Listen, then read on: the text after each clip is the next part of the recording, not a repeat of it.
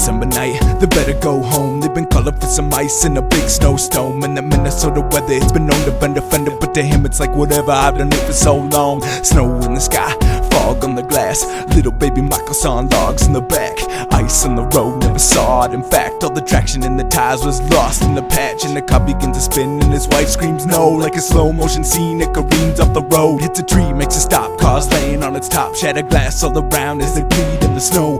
Laying upside down, face bleeding on the ground. He tries to make a sound, but it doesn't come out. Turns his head to the right, he won't forget the sight of his wife and his kid for the rest of his life. She says back life, this wind so violent, there's death in the air and the night so silent. He wishes that was him, he hopes he's dying, but help's on the way. He can hear the sirens, eyes open wide, and he flies up out of bed, cause that crash was a year ago, it's still in his head. Ambulance on the street and the sirens let it fade, but he'll never get to sleep cause the dream will never change. The dream will never change. The dream will never change. The dream will never change. The dream will never change. The dream will never change. The dream will never change. The dream will never change.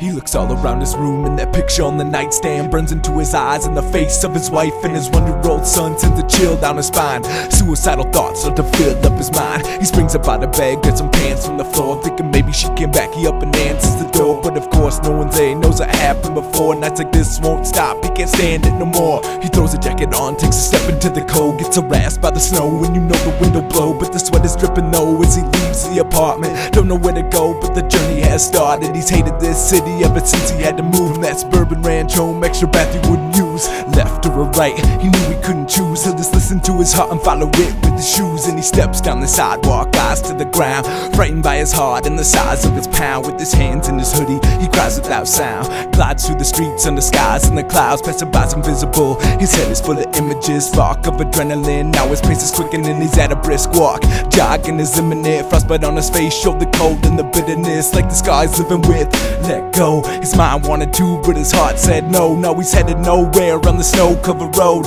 running down the street, where to go he doesn't know. Now he's on an overpass and he stops on the side, hands on the guardrail, pictures of his life flashing right before his eyes, like the cars driving by, thinking who would miss me, who would care if I died. But instead of jumping off into the traffic beneath, he whispers to himself, man, you have to believe, not in God, not in heaven, but the past that's between you and your life. It has to be free. Now he turns to the right, continues on his plight, makes it to the cemetery where his son and his wife were buried last year. As the graves come in sight, he looks to the sky, says this in the night: why'd you do this? Why'd you do this? I'll tell you why, it's cause you don't exist. Why'd you do this? Why'd you do this? Yeah, I said it, God, you don't exist.